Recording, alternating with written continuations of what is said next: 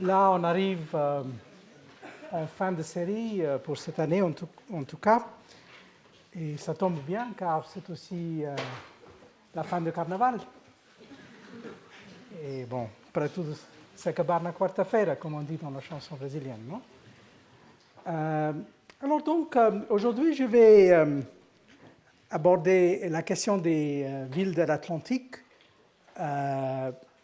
ce que j'avais déjà commencé à faire avec le cas de Lisbonne il y a quelques semaines. Mais juste pour un petit rappel, donc on avait en fin de cours, il y a une semaine, traité brièvement du cas de Saint-Pétersbourg comme le dernier de ces cas des villes du Nord, et on a vu comment, en réalité, c'était difficile de faire le transfert d'un certain type de ville né dans des circonstances particulières dans une autre dans d'autres circonstances, dans d'autres ambiances.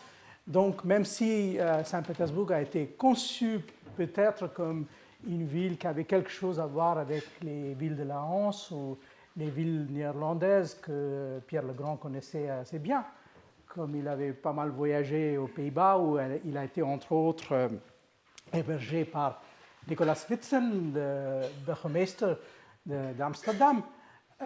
Mais puis on a vu que assez rapidement la ville a pris une autre allure, c'est devenu autre chose.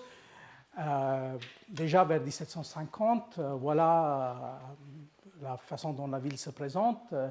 C'est plus tellement une ville bourgeoise, c'est beaucoup plus une ville où le pouvoir royal s'est affirmé. Les palais deviennent un élément très important dans cette ville. Et bien sûr, le pouvoir royal n'est pas seulement présent dans la présence donc, physique, mais aussi en quelque sorte dans la conception même ou l'esprit de la ville. Rappelons qu'on a fait le transfert du nécropole dans l'église de Saint-Pierre et Paul, construit par Trezzini, là où on trouve une grande partie de la dynastie des Romanov. Et aussi, on a fait le transfert, par exemple, des restes d'Alexander Nevsky, ce grand figure mythique que, au XIIIe siècle, aurait lutté contre à la fois les Suédois, et ça c'était important, et les chevaliers teutoniques. Donc, vous voyez qu'on avait fait de lui aussi, en quelque sorte, le saint patron de la ville. Donc, cette ville est devenue assez rapidement autre chose qu'une ville typique de genre Anvers ou Amsterdam, etc. Et on peut dire, même si les circonstances sont différentes et même si ces éléments ont été en quelque sorte importés par un pouvoir qui voulait les importer, qu'il y a peut-être une justification pour traiter Saint-Pétersbourg comme une espèce de ville coloniale, c'est-à-dire comme une espèce de ville qui représente la tentative d'implanter un modèle venu d'ailleurs dans des circonstances qui sont autres. Et c'est justement ça qui est le sujet pour moi d'aujourd'hui, c'est-à-dire cette idée de l'urbanisme sous l'influence coloniale dans le cadre de l'Atlantique à l'époque moderne. Mais bien sûr, cela ne veut pas dire qu'il n'y avait pas de villes sur les rives occidentales de l'Atlantique avant la colonisation ibérique.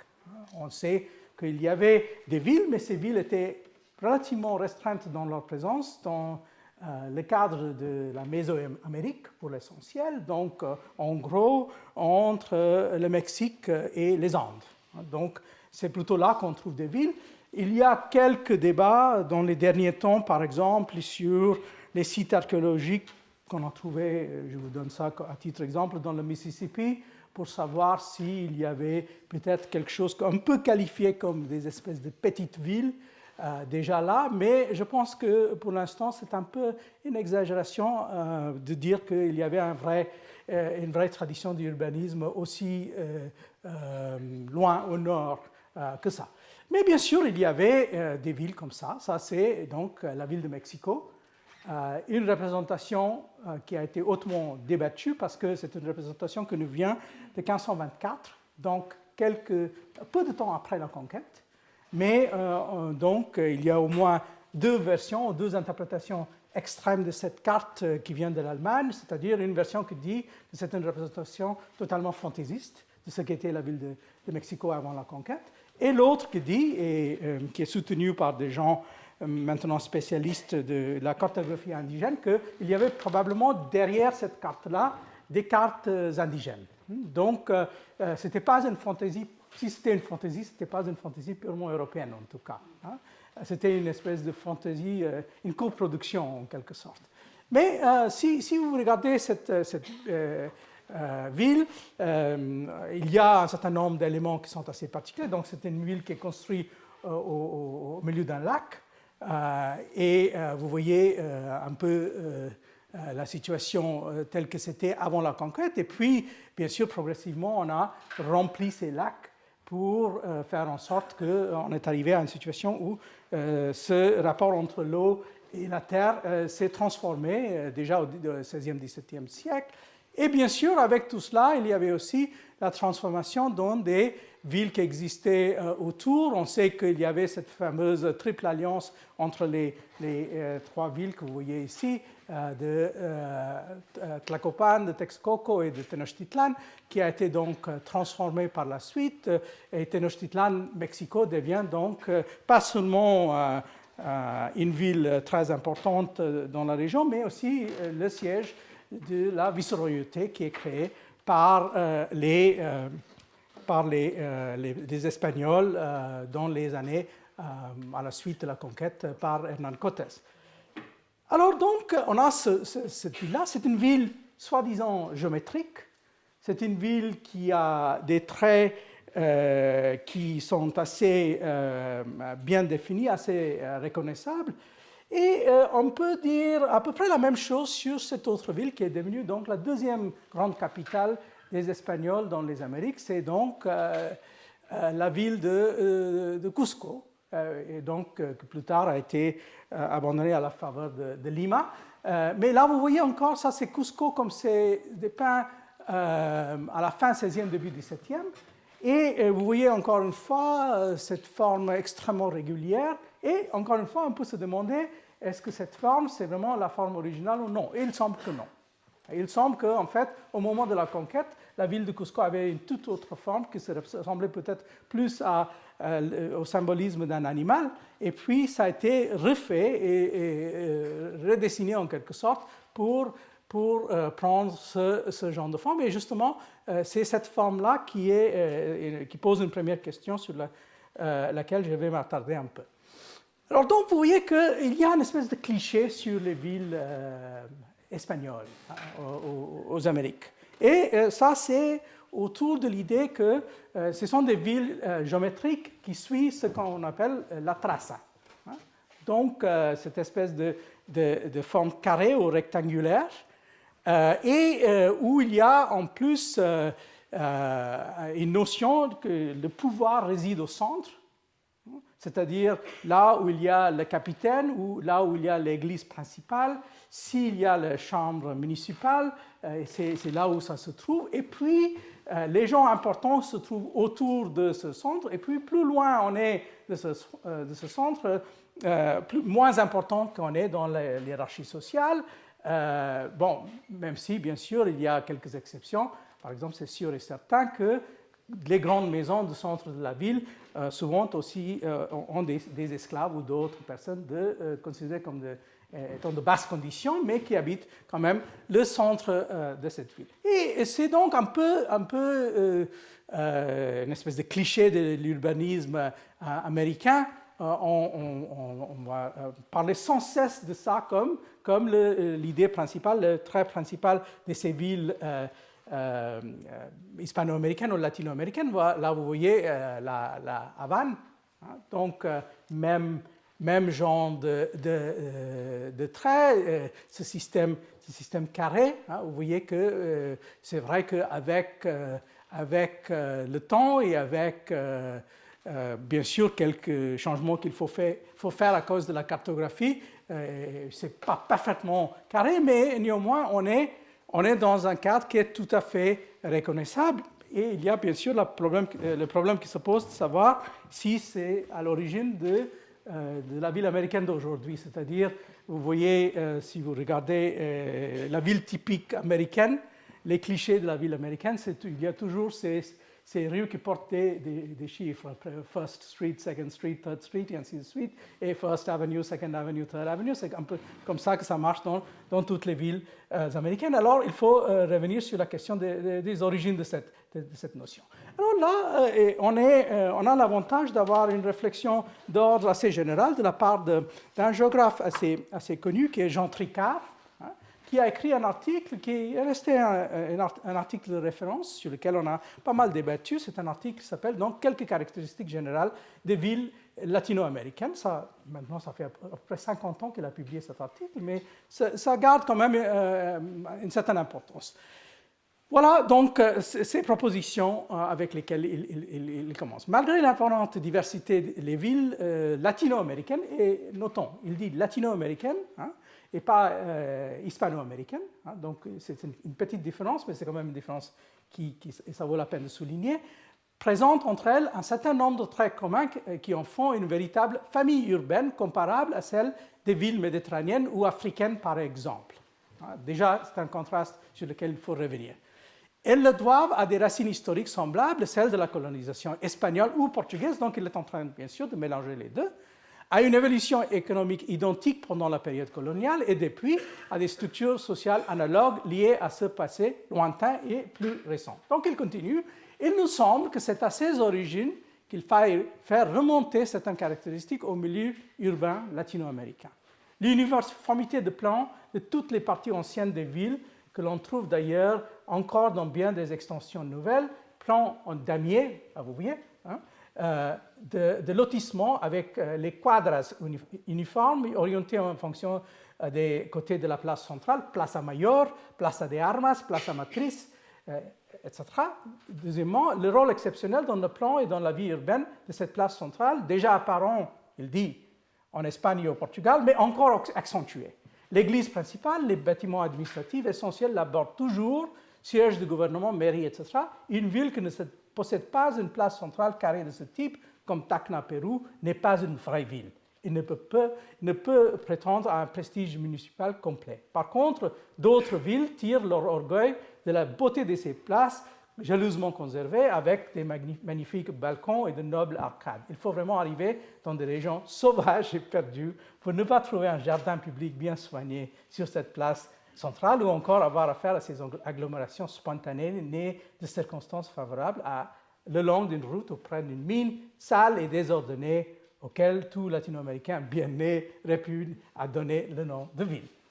Alors, donc, c'est un peu exagéré, vous voyez.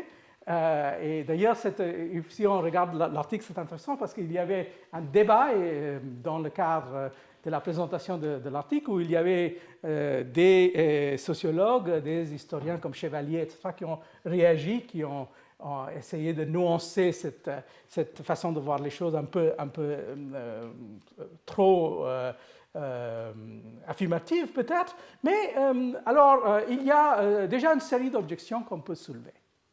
Par exemple, pourquoi dire que ça a quelque chose à voir avec l'Amérique latine? Par exemple, le plan de la ville de Manille. Donc, on n'est plus dans l'Amérique latine, mais on peut dire que ça suit à peu près le même genre de plan, le même genre d'idée. Bien sûr, Manille était une petite ville avant la conquête espagnole dans les années 1560, mais ça a été transformé par les Espagnols, disons, entre la fin des années 1560 et 1600, et tout en étant dans une autre zone culturelle qui n'a rien à voir, c'est-à-dire dans l'Asie du Sud-Est, ça a suivi à peu près le même genre de plan. Donc pourquoi dire que ça a quelque chose à voir avec l'Amérique latine? Il y a bien sûr des idées qui n'étaient pas forcément dans l'esprit de Jean Tricard, qu'on peut utiliser pour défendre cette idée que c'est une spécificité de l'Amérique latine. Par exemple, on dirait que c'est parce qu'il y avait en quelque sorte convergence entre deux modèles. Convergence, par exemple, entre le modèle pré-colombien et le modèle espagnol. Donc, on pouvait dire que là, déjà, avant la conquête, il y avait des centres urbains qui étaient basés sur quelque chose qui était assez semblable. Et donc, calquer le modèle espagnol sur ce qui existait auparavant était plus facile, justement parce qu'il y avait cette espèce ça existait une nuche en quelque sorte avant même la conquête. Alors, autour de ces questions ont été donc débattues dans les derniers temps dans un cadre beaucoup plus large autour de l'histoire de l'Amérique latine en tant que telle. Et je vous présente donc 3 approches un peu différentes, mais qui ont chacun leur mot à dire sur ce genre de choses. Là, à gauche, vous voyez quelqu'un qui est une chercheuse américaine, Patricia Seed, qui a voulu insister sur une idée pour elle qui est d'importance capitale, c'est que tout est déterminé par les cultures nationales européennes. Donc, elle nous dit qu'en effet, même si on est en Amérique, ça fait toute la différence si on est en Amérique espagnole, en Amérique portugaise, en Amérique britannique ou en Amérique française. Donc, pour elle, il n'y a pas un modèle qui existe de conquête ou d'urbanisme ou de culture spatiale aux Amériques. Il y a autant de modèles qu'il y a de pouvoirs coloniaux. Et donc, par exemple, pour elle, assimiler les Portugais aux Espagnols, ça serait une erreur fondamentale parce que pour elle, en fait, les Espagnols et les Portugais ont des traditions d'occupation de l'espace qui sont même assez différentes. Et ça serait encore plus le cas si on était, par exemple, en train de regarder les Britanniques ou les Français ou même les Néerlandais qui représentent le cas le plus compliqué parce que le problème, c'est qu'ils n'ont pas eu une insertion durable pour la plupart dans les Amériques. Donc, il n'y a pas de ville qu'on peut identifier dans les Amériques comme une ville néerlandaise à long terme. Alors, deuxième approche, c'est une approche plus nuancée et qui ne se centre pas sur cette espèce d'éventail, mais qui se centre sur le contraste entre 2 empires. Donc ça, c'est le gros et beau livre de l'historien anglais très célèbre, de Sir John Eliot, Empires of the Atlantic World, où il fait le contraste entre les Anglais et les Espagnols. Et il essaie de nous démontrer en quelle mesure ces 2 traditions étaient différentes. La tradition anglaise, beaucoup plus spontanée, beaucoup plus décentralisée, et donc, du coup, aussi, quand on regarde l'urbanisation, ça se fait beaucoup plus en désordre, en quelque sorte. L'individu joue un rôle plus important. Mais comme c'est John Eliot et c'est la tradition empiriste britannique, il n'a pas envie de pousser très loin dans les schématisations. Il ne fait pas des schématisations aussi radicales que, par exemple, qu'on trouve dans le livre de Patricia Seed. Et puis, on a cet autre livre, peut-être la synthèse le plus réussie sur l'histoire des Amériques, qui est d'ailleurs le 2e volume de cette Histoire du Nouveau Monde de Carmen Vernon et de Serge Brzezinski, où là encore on traite un peu tout, les Espagnols, les Portugais, les Français, etc., mais sans penser trop à ces questions de schématisation. Bien sûr, il y a une question qui est soulevée de temps à autre dans ce livre et qui m'est assez chère, c'est-à-dire le fait que ces empires, finalement, s'influencent mutuellement. Donc, en fait, c'est très, très difficile de dire qu'il y aurait un cadre purement espagnol, surtout parce qu'entre autres, on sait qu'il y avait une époque de 60 ans, mais ce n'était pas une époque négligeable, entre 1580 et 1640, quand les Portugais et les Espagnols étaient sous les mêmes rois. Donc, en fait, il y avait une espèce de mélange assez compliqué à la fois dans l'administration, mais aussi dans la société. Il y avait beaucoup de gens qui, par exemple, qui passaient une partie de leur vie dans la colonie portugaise du Brésil et puis allaient s'installer à Lima ou au Rio de la Plata. Donc, vous voyez qu'il y a beaucoup de passages de circulation, de connexions, si vous voulez, entre ces mondes. Mais commençons donc avec le cas qui est en quelque sorte le plus compliqué, le plus difficile et qui nous pose déjà ce problème que je viens de dénoncer. C'est le cas néerlandais. Donc, voici une vue de la ville de Nouvelle-Amsterdam. C'est à peu près le même genre de choses si aujourd'hui on aborde ce qu'on appelle le Staten Island Ferry, en venant du sud et en montant vers les tours jumelles. On voit à peu près ce qu'on était en train de regarder ici dans cette peinture qui vient des années 1620-30, donc qui nous montre une ville à l'allure bien néerlandaise, il faut le dire, et qui a donc cette forme. C'est la forme qu'on connaît, qui a existé à peu près pendant tout le XVIIe siècle et jusqu'à la fin du XVIIe, quand les Anglais ont donc repris cette ville qu'ils ont donc par la suite donné, en fait, déjà au milieu du XVIIe siècle, ont commencé à l'appeler en utilisant l'autre nom de New York également.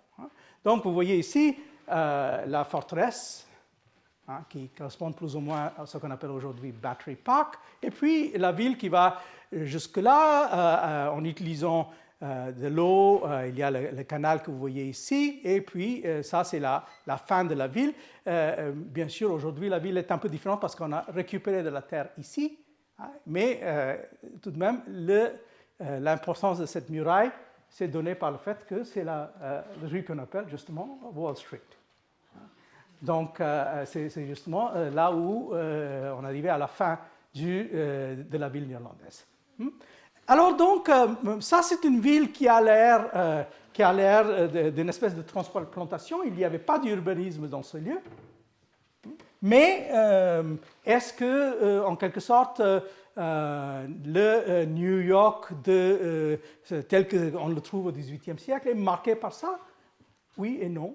C'est-à-dire c'est marqué par un certain nombre de noms de lieux, mais pour l'essentiel, cette ville devient une espèce de ville palimpseste où sur ce qui est la ville néerlandaise, on va construire d'autres et d'autres encore. Donc du coup, il faut toujours garder cette idée en tête que les villes, finalement, et comme on l'a vu d'une façon très évidente dans le cas d'Istanbul, ce sont souvent des villes, à cause de leur histoire, qui sont donc ces espèces de villes de couches, de villes, comme je dis, de palimpseste, où on ne peut jamais trouver une version pure d'une ville qui représente que la volonté d'un seul pouvoir dirigeant ou d'un seul pouvoir qui va donc déterminer tout ce qui est de cette ville. Donc, vous voyez déjà, on a ce problème en regardant cette notion des villes qui se sont différenciées par les cultures purement venues de l'Europe, donc les cultures métropolitaines qui seraient les cultures déterminantes pour faire le contraste donc, entre les villes. Puis il y a donc le deuxième problème que je viens d'énoncer, c'est-à-dire pourquoi dire que ça va voir forcément avec un continent quand en réalité on peut trouver le même genre de modèle dans des continents différents quand on se retrouve dans le cadre d'un seul empire. Alors la chose se complique encore plus quand on va vers l'Atlantique Sud. Et quand on va vers l'Atlantique Sud, en fait, la première chose qu'on voit là-bas, c'est que, par exemple, ce genre de contraste qu'on a tendance de faire, et vous voyez, je reviens là à la citation de Tricard, là où il dit, par exemple, qu'il y a une espèce de différence très importante entre ville méditerranéenne, ville africaine et ville latino-américaine.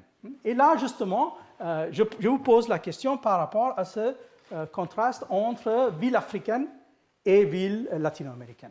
Parce que là, on est en train de regarder une vue sur une ville qui est d'ailleurs la première ville d'une certaine importance qui est construite sur les côtes de l'Afrique sous-saharienne. Et donc, c'est la ville de Luanda. La ville de Luanda, aujourd'hui, capitale d'Angola. Et c'est une ville, encore une fois, qui a une histoire un peu compliquée. C'est une ville donc, qui est fondée, ça s'appelle São Paulo de Luanda.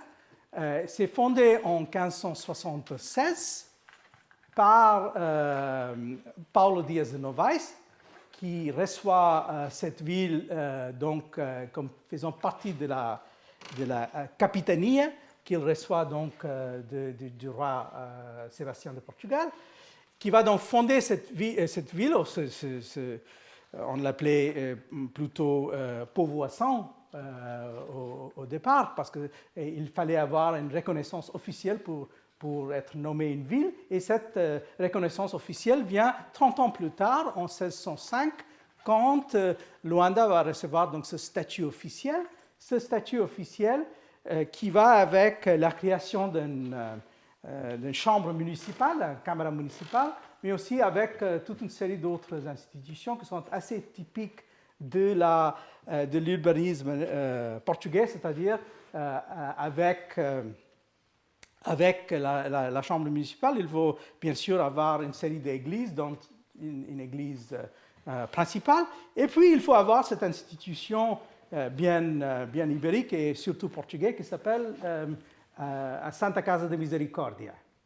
C'est donc une espèce d'institution charitable qui a été donc fondée dans un contexte assez particulier et qui est devenu très fort pendant la Reconquête, parce que c'était aussi en passant par cette institution qu'on rachetait des captifs. Mais puis, dans toutes les grandes villes de l'Empire, on va créer cette institution. Alors, dans cette ville, donc, c'est une ville qui est très, très divisée du point de vue de race. Donc, si on regarde la classification de gens qui habitent cette ville, il y a ce qu'on appelle donc les blancs, les brancos, puis le mot qui est utilisé pour les gens métis, c'est pardo. Donc, ça, c'est une deuxième catégorie. Il y a donc, puis, parmi les Noirs, deux sortes. Il y a les esclaves, et puis il y a ce qu'on appelle pretos livres, c'est-à-dire des Noirs qui sont libres, c'est-à-dire soit parce qu'ils ont été ex-esclaves, soit parce qu'ils appartiennent à des communautés qui n'ont jamais été esclavisées. Mais en tout cas, c'est une ville où, de plusieurs points de vue, il y a mélange de langues. On parle portugais, mais en fait, au XVIIe et même au XVIIIe siècle, il y a beaucoup de locuteurs de Kimbundu. Et ce n'est pas seulement les pardos ou les noirs, c'est même les blancs, souvent, qui sont plus au courant de cette langue régionale que du portugais purement parlé. Et alors donc, il y a une production autour de cette ville. Là, c'est un texte assez connu du XVIIe siècle, qui est un texte portant sur la guerre d'Angola. Mais c'est une ville qui a une histoire assez compliquée, parce que c'est une ville qui, au milieu du XVIIe siècle, est tombée dans les mains des Néerlandais. Donc, ça a passé quelques décennies sous la domination néerlandaise. Les Néerlandais ont redéfini un certain nombre d'éléments dans la ville, mais puis ça a été repris par les Portugais, mais pas par les Portugais de Portugal.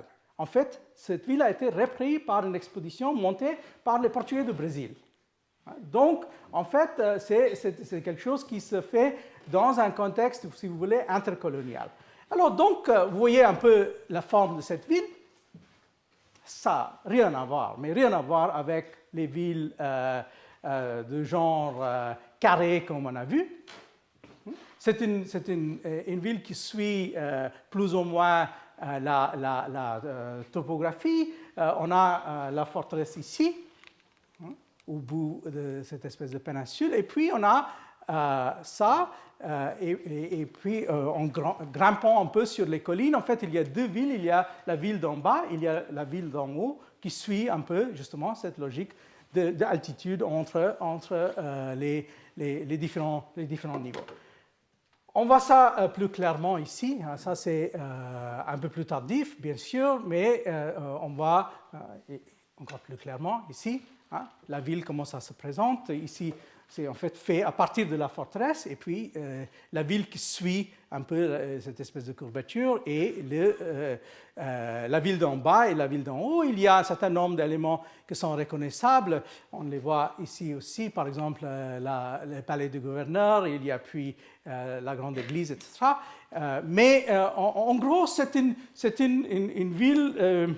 qu'on peut dire très reconnaissable pour quelqu'un comme moi qui a travaillé sur l'Empire portugais. Ça ressemble en fait pas mal à des villes ou des plans de villes que j'ai vus un peu partout dans l'Empire portugais. Est-ce que ça a quelque chose à voir avec l'Afrique particulièrement ou l'Atlantique particulièrement? C'est une question qu'on peut légitimement se poser. Et bien sûr, si on commence à regarder plus que la topographie de la ville, on comprend que ça a bien sûr quelque chose à voir avec l'Atlantique parce que c'est une ville de la traite. C'est une grande ville de la traite, avec Benguela, qui va devenir de la deuxième ville dans cette région pour ces questions-là. Donc, regardons un peu la population de cette ville. C'est vers la fin du 18e qu'on arrive pour la première fois à avoir des statistiques portant sur cette ville. Et là, vous voyez, ce n'est pas une ville énorme. Ça a une population à peu près de 10 000 personnes en 1780, et ce n'est même pas une population qui est forcément toujours en expansion. Si on arrive à la fin du 18e, en fait, il y a une espèce de rétraction qui se produit. Et vous avez donc une population qui est assez favorable aux femmes. Mais il faut dire que très peu, mais vraiment très peu de ces femmes sont des femmes d'origine européenne ou des brancas, comme on les appelle dans l'époque. Ils sont beaucoup plus, ils appartiennent à d'autres catégories. Ici, mulatto étant donc la traduction faite par José Curto, l'auteur de cet article, de Pardo. Alors, donc, vous voyez ici la division assez favorable aux femmes. Il y a aussi cet autre aspect-là, c'est-à-dire le personnel administratif. Il y a à peu près 1000 ou un peu plus. Ils sont tous des hommes. Bien sûr, il n'y a pas de femmes dans l'administration. Et ici, si on regarde par contre la division par couleur, pour ainsi dire, vous voyez la présence assez faible de brancos qui font vraiment 8%, 9%, 12%, quelque chose comme ça. Et puis, bien sûr, la présence très importante de ces Noirs qui sont soit des esclaves, soit des Noirs libres, comme je viens de vous dire, qui jouent un rôle important pour faire le lien avec l'intérieur. Alors, donc, c'est une ville que, disons, dans son tissu social, pas dans sa topographie, pas dans sa forme physique, mais dans son tissu social, est uniquement est très atlantique. Mais si on fait une affirmation en se centrant, comme fait Tricard dans la première partie de son article sur les aspects de la géographie physique des villes, en fait, on ne voit pas forcément quelque chose de très unique, et je vais vous faire la démonstration en quelques instants. Mais c'est vrai que Tricard, dans la deuxième moitié de son article, se concentre beaucoup plus sur la question de l'histoire sociale, et il est bien conscient de ce fait. Alors donc, là, on traverse. On est de l'autre côté. On est donc à Salvador, de Bahia. On est au Brésil, une ville qui est construite pour l'essentiel pour recevoir les esclaves et pour faire marcher la machine sucrière. Donc, ça, c'est le centre, le cœur battant, en quelque sorte, de l'économie brésilienne, grosso modo, entre 1570 et 1650. C'est la ville qui est aujourd'hui un peu délaissée. Ce n'est pas le vrai centre maintenant, mais c'est une transformation qu'on va voir qui a eu lieu plutôt au XVIIIe et au XIXe siècle, cette espèce de mouvement vers le sud. Mais là, on est encore dans le moment quand Bahia est considérée comme la ville la plus importante. Mais c'est une ville, si on regarde qui se ressemble pas mal à ces villes d'implantation portugaise en Afrique, et qui est une ville donc, qui a une présence forte des Africains, une présence relativement faible, il faut dire, des indigènes, qui sont toujours tenus à l'écart des villes dans le cas brésilien. Et c'est une ville, donc, vous voyez, et là on le voit de plus près, qui a quelques éléments réguliers, qui a quelques éléments de base qu'on trouve, comme je vous ai dit, la chambre municipale, les mêmes institutions qu'on trouve partout, mais en fin de compte, si en fait on connaît de près l'histoire de cette ville, c'est une idéalisation, ça. C'est une idéalisation qui fait de cette ville une ville beaucoup plus régulière que ce n'était en réalité. Donc, en réalité, c'était une ville qui suivait le terrain, qui était aussi dans cette espèce de rapport avec les alentours, qui étaient des alentours assez hostiles souvent, et on va revenir un peu sur cet aspect-là. Et là encore, c'est quelque chose qu'il faut souligner, c'est-à-dire souvent quand on regarde les généralisations faites par les géographes ou des sociologues portant sur les villes en Amérique latine, on tombe souvent sur ce genre de réflexion, que par rapport à d'autres parties du monde, comme par exemple l'Europe médiévale, où la ville pousse en quelque sorte d'une façon organique, la ville est le résultat en quelque sorte des processus qui font qu'il est nécessaire d'avoir une place centrale, il est nécessaire d'avoir quelque chose pour centraliser les échanges. Là, on dit que le problème, c'est que ces villes de l'Amérique latine sont des impositions. Donc, c'est l'urbanisation qui vient de haut en bas. Le pouvoir passe par la ville vers la campagne. Et donc, il y a un autre style de rapport. Et bien sûr, on peut voir en certaines mesures comment ça peut marcher dans le cadre d'une occupation massive de territoire, ce qui est le cas de l'Empire espagnol. Mais rappelons-nous que ce n'était pas du tout le cas du Brésil. Le Brésil, pendant assez longtemps, l'époque de cette présence à Salvador était basée sur une espèce de présence extrêmement faible, essentiellement côtière. Il y a ce fameux réflexion d'un prêtre portugais qui disait que les Portugais étaient plus ou moins comme des homards ou comme qui se glissaient le long de la côte mais sans pouvoir rentrer à l'intérieur. Et alors là, on est exactement dans le même genre de situation, dire que c'est une espèce de point d'entrée pour une imposition massive qui va donc par la suite transformer tout ce qui est autour, nous pose problème. Et d'ailleurs, c'est une question assez intéressante, et on peut encore une fois débattre les questions. Le problème qui est posé par les Néerlandais. Parce que vous savez que les Néerlandais se sont installés pour quelques décennies au milieu du XVIIe siècle au Brésil. Ils étaient surtout dans le nord-est, donc la région de Pernambuco, et ça c'est leur réussite la plus importante, c'est-à-dire la ville de Recife, ce qu'ils appelaient Mauritsstad. Donc à cause de Johann Mauritz, qui était chargé de cette opération, qui appartenait d'une manière un peu lointaine à la famille d'Orange. Alors donc, Johann Mauritz a créé cette ville, et il y a toujours les restes de cette ville. Et il y a toujours cette question qui se pose sur en quelle mesure cette ville, soi-disant hollandaise, était tellement différente par rapport à la ville portugaise typique de la région. Est-ce qu'on peut vraiment dire qu'il y a une espèce de contraste absolu? Là, pour revenir par exemple à l'hypothèse de Madame Seed, on dirait chaque nation a son style, et donc on aurait vu dans la même région, avec les Néerlandais, une ville assez différente par rapport à la ville portugaise. Oui et non, parce que les différences s'expliquent par des aspects assez particuliers. Par exemple, les Néerlandais, dans le cas du Brésil, n'ont pas pu créer une vraie compagnie.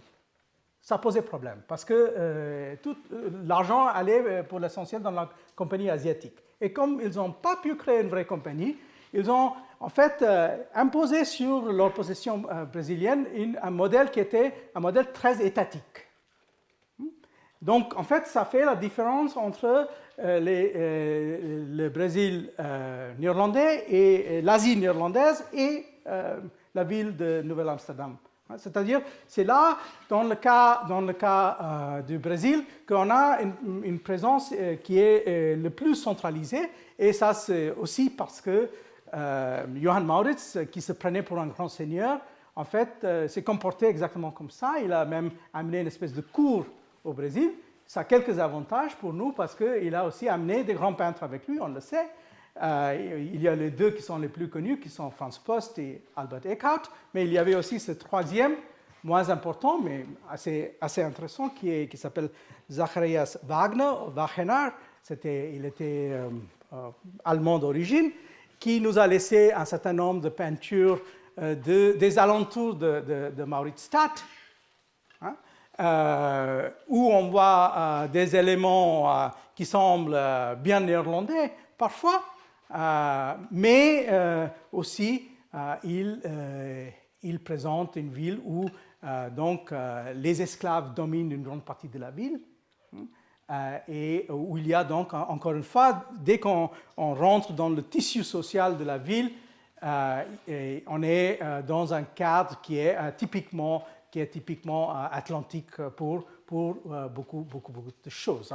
Donc, c'était aussi un peintre avec des ambitions ethnographiques, comme vous voyez ici, et des historiens, par exemple, de la musique ont utilisé un certain nombre de ces peintures pour analyser les aspects de la musique et la danse africaine tels qu'on le trouvait dans le Recife du XVIIe siècle. Donc, ça m'amène en fin de route là où, en fait, j'ai envie de vous amener. C'est un peu là où, pour traiter quand même d'une grande ville, d'une très, très grande ville de l'Atlantique. Et, bien sûr, là, je parle de la ville de San Sebastián. Vous voyez ici, je plaisante, c'est Rio de Janeiro. Donc, ça s'appelait San Sebastián de Rio de Janeiro. Donc, voilà la ville, comme on le trouve à la fin du XVIe, début du XVIIe siècle. Cette ville qui a été créée pour différentes raisons, comme une espèce de petite ville, c'est lié, comme vous le savez tous, au fait que les Français, en quelque sorte, ont forcé la main des Portugais, parce que les Français sont venus s'installer brièvement dans ces îles-là. Ça, c'était l'affaire du sire de Villegagnon, qui a pris brièvement ces villes, et il a créé là une forteresse qui portait le nom de l'amiral de Coligny. Et puis, ils ont été chassés par les Portugais, enfin, mais les Portugais ont été donc obligés de prendre contrôle de la baie, ça c'est donc la baie de Guanabara, justement pour éviter des incursions françaises par la suite. Mais vous voyez où on est donc maintenant. On est dans une ville qui est au milieu de la baie. Ça, c'est Cidade de San Sebastián. En face de ces îles, d'ailleurs, il y a toujours l'île qui s'appelle l'île Villegagnon, dans la baie. Il y a ici et c'est déjà marqué ici, le pain de sucre. Pain de sucre, qui est quelque chose quand même qui marque la topographie de cette ville. Qu'est-ce qu'on peut dire donc par la suite sur cette ville et sur ces questions qu'on a décrit jusque-là? Vous voyez que donc, c'est une ville qui commence sur un rive, mais puis il y a aussi cette forteresse qui va se faire sur l'autre, sur ce côté-ci, ce qui serait plus ou moins aujourd'hui ce qu'on appelle Niterói. Et alors donc, cette ville qui a commencé à se développer à partir de la fin du XVIe siècle, mais que tout le long du XVIIe siècle est restée une ville assez secondaire. Pourquoi? Parce que ce n'était pas vraiment une région très propice pour l'économie sucrière. Donc, on n'a pas voulu s'installer pour ces aspects-là. Mais c'est devenu quand même une ville très importante au long du XVIIe siècle comme une ville pour la contrebande. Donc, en fait, il y a une espèce de jumelage assez intéressant entre cette ville-là et Rio de la Plata, qui devient ces deux villes qui sont importantes pour détourner le commerce officiel qui passait soit par le Brésil, soit par l'Amérique espagnole. Donc, peu à peu, cette ville se développe ici, le cœur, vous voyez, et puis finalement, on arrive à cette situation-là. Là, vous voyez la ville qui se définit. Et il y a ici ce qu'on appelle les morros, les collines, l'île juste qui définit un peu le rapport entre la ville proprement dit et la baie. Mais c'est une ville qui n'est pas considérée comme une ville très importante jusqu'au moment quand il y a quelque chose qui va se développer, et c'est-à-dire les mines de l'intérieur. Donc, il faut attendre cette expansion de l'économie de l'intérieur basée sur l'exploitation minière.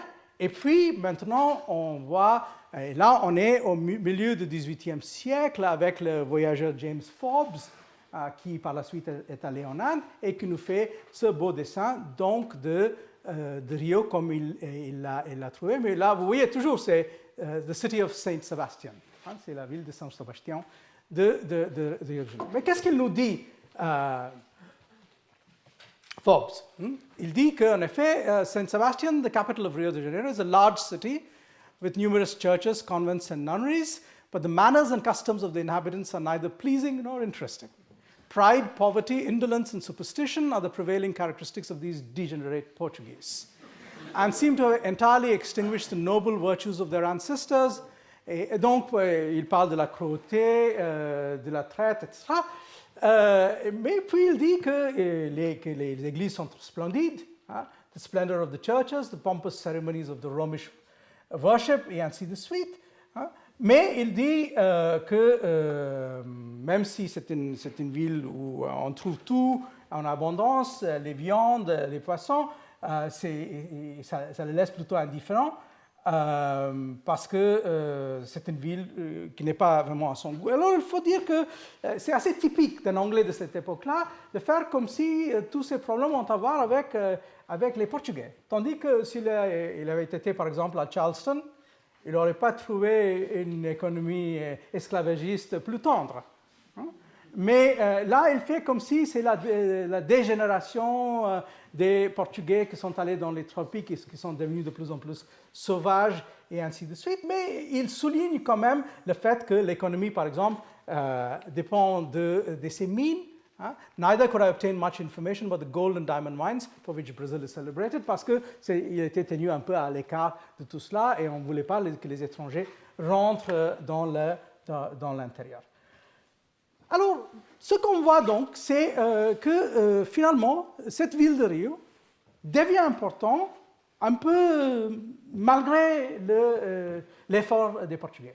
Ce n'est pas comme si c'est une ville qui est imposée par eux, mais c'est plutôt comme une ville, justement, comme on a décrit des villes ailleurs, qui pousse, en quelque sorte, qui pousse parce qu'il y a quelque chose qui se fait autour.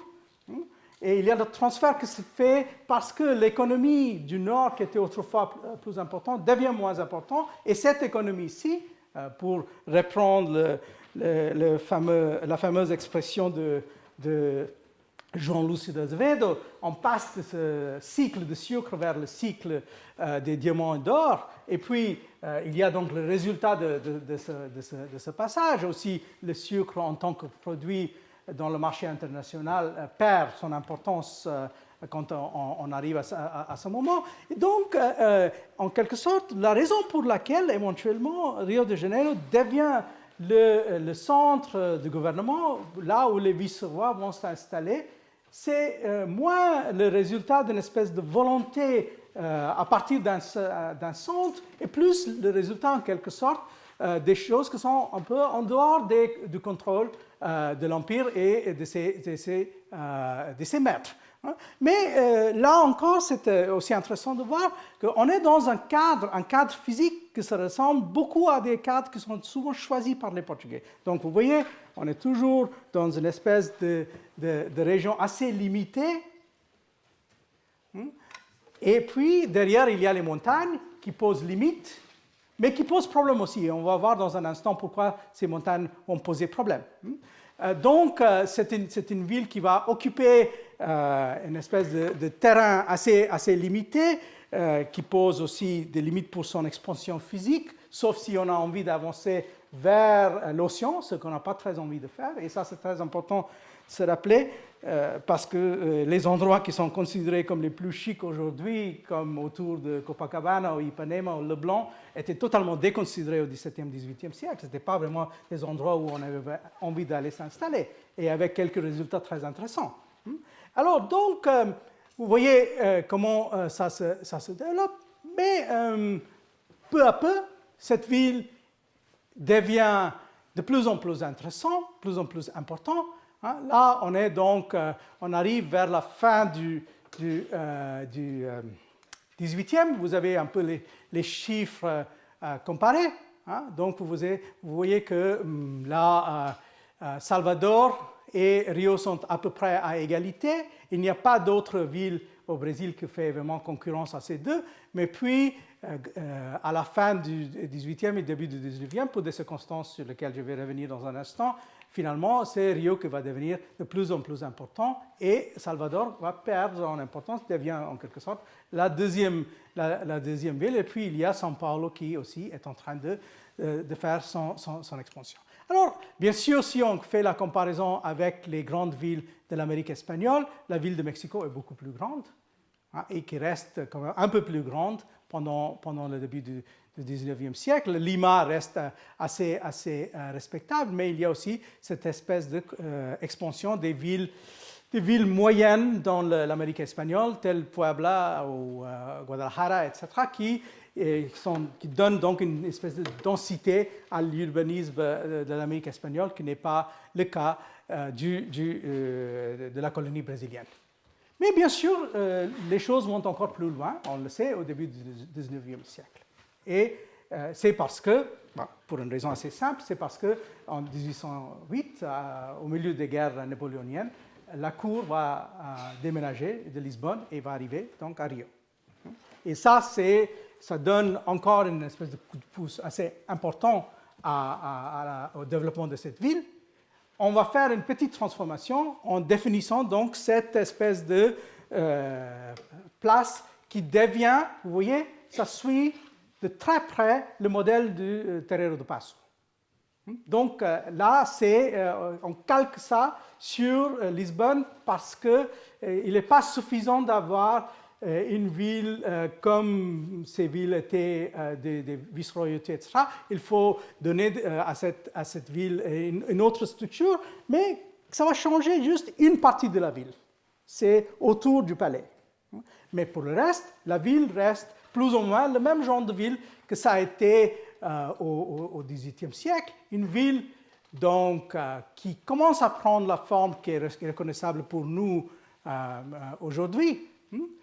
Mais qui, si on passe vers cette espèce de façade maritime vers l'intérieur, ça devient une ville de plus en plus compliquée. Et là, en regardant de l'auteur, on voit les problèmes. Et le problème qui se pose, c'est donc toujours que c'est une ville extrêmement mixte. Et c'est une ville donc, où on a beaucoup d'esclaves, énormément d'esclaves.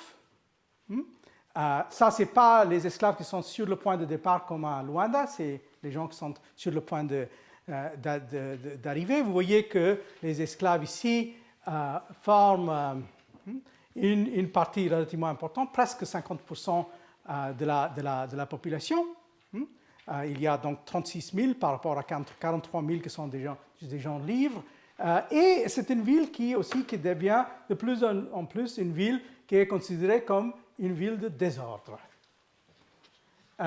Et c'est justement cet aspect-là qui reste intéressant parce que ça, ce sont des peintures faites par par un peintre et graveur français qui était là au XIXe siècle, qui nous démontre un peu l'aspect de cette ville, cet aspect spontané de cette ville, qui n'est pas du tout une ville donc, qui est, tout en étant une ville royale, et avant ça une ville de vice-royauté, une ville qui n'a pas été vraiment en réalité sous contrôle, ce n'était pas du tout une top-down ville comme on l'a présenté.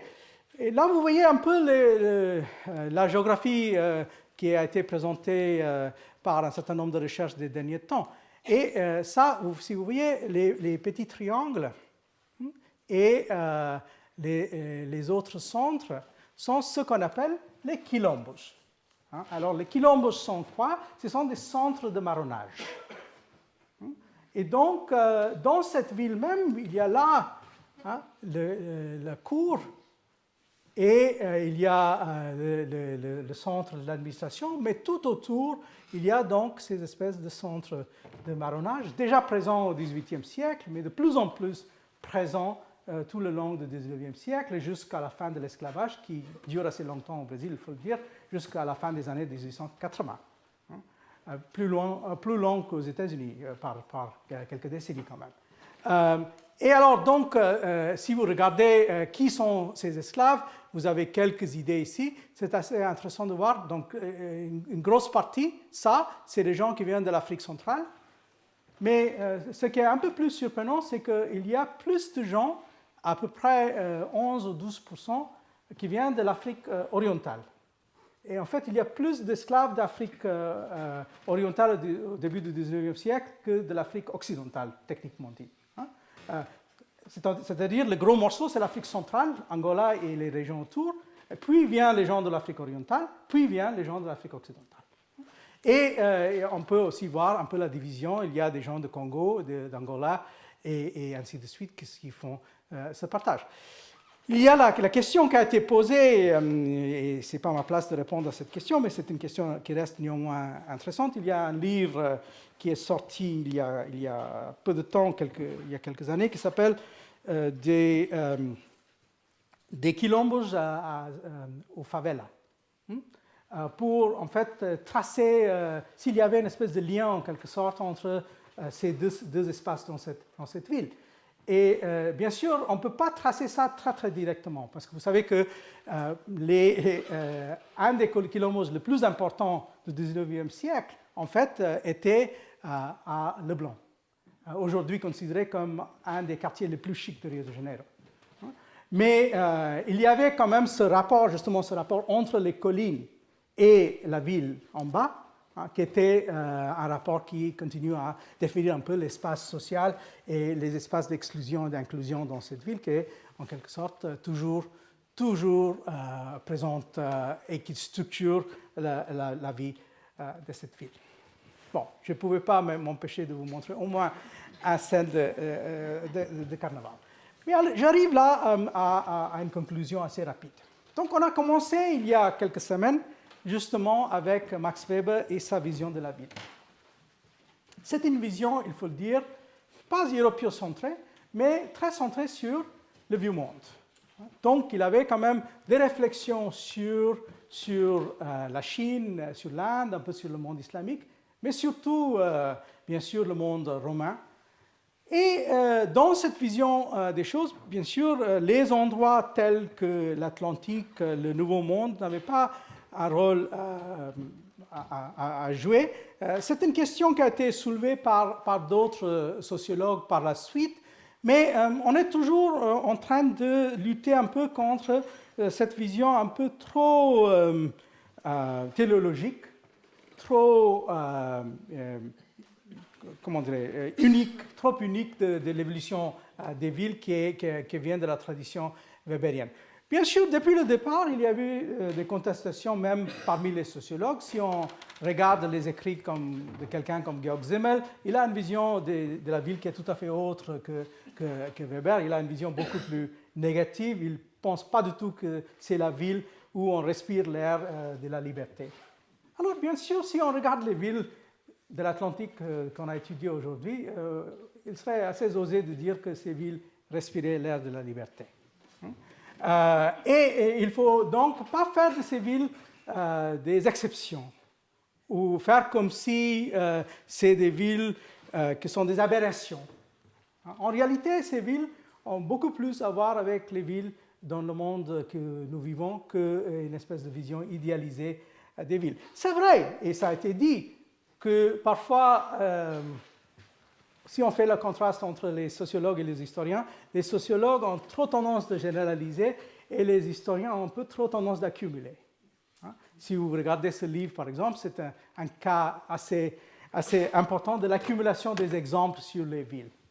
Mais alors, ce que j'ai essayé de vous proposer, c'est une espèce de conversation entre les généralisations possibles et les données qu'on a, qui viennent des études de cas assez précis, partant sur des régions très différentes dans le monde.